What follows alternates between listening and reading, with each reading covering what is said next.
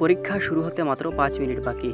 হলে বসে তুমি নিজের রোল নাম্বার লিখে বসেছো, প্রশ্নপত্র সামনে নিয়ে চোখ বুলাচ্ছ, কিন্তু হঠাৎই মনে হচ্ছে মাথা যেন একেবারে খালি।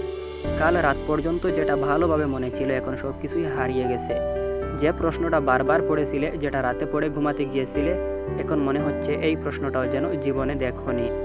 যদি এমনটাই হয় তাহলে শোনো আজকের এই গল্পটা, কারণ এই গল্পটা শুধু একজন ছাত্রের না, এই গল্পটা হতে পারে তোমারও। তুমিও শিখবে কীভাবে পড়া ভুলে গেলে তা মনে করতে পারো এবং পরীক্ষায় পুরোপুরি অ্যান্সার করতে পারো।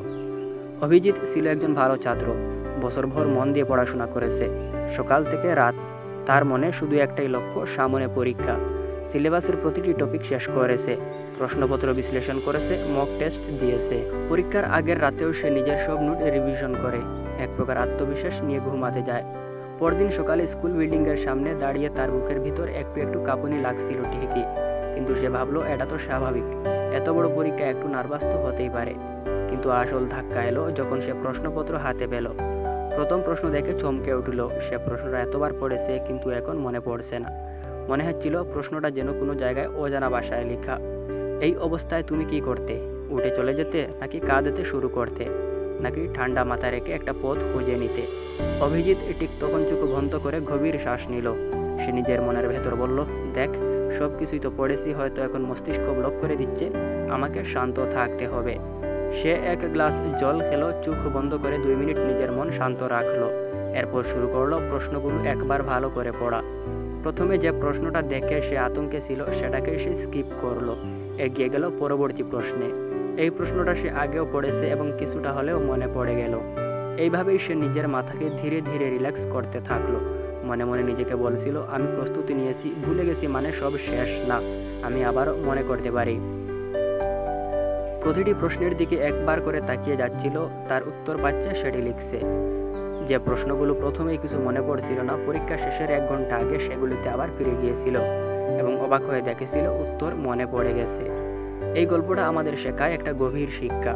পরীক্ষার হলে পড়া ভুলে যাওয়া মানেই হেরে যাওয়া নয়, এটা আমাদের মন মস্তিষ্কের একটি প্রাকৃতিক প্রতিক্রিয়া, যেটা আমরা নিয়ন্ত্রণ করতে পারি।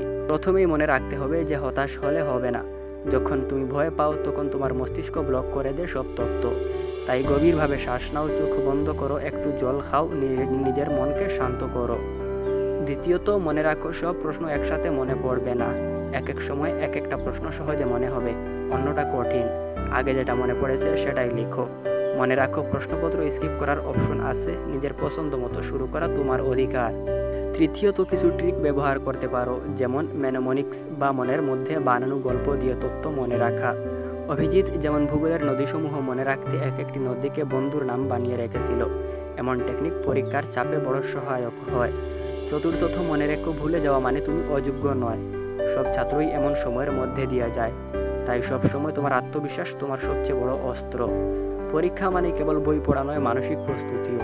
তুমি যত বেশি পরীক্ষার পরিস্থিতিতে নিজেকে রাখবে, যেমন মক টেস্ট, টাইমিং দিয়ে পড়া, তত বেশি তোমার মন অভ্যস্ত হবে এবং পরীক্ষার হলে গিয়ে পড়া ভুলে যাওয়ার সম্ভাবনা কমে যাবে। অভিজিৎ পরীক্ষার শেষে যখন হল থেকে বেরিয়ে এলো, তার মুখে একটা ক্লান্তির হাসি ছিল। বন্ধুরা বলল, কী রে, প্রথমটা পারলি তো? সে হেসে বলল, না রে, প্রথমে কিছুই মনে পড়ছিল না, কিন্তু পরে সব ঠিক হয়ে গেল।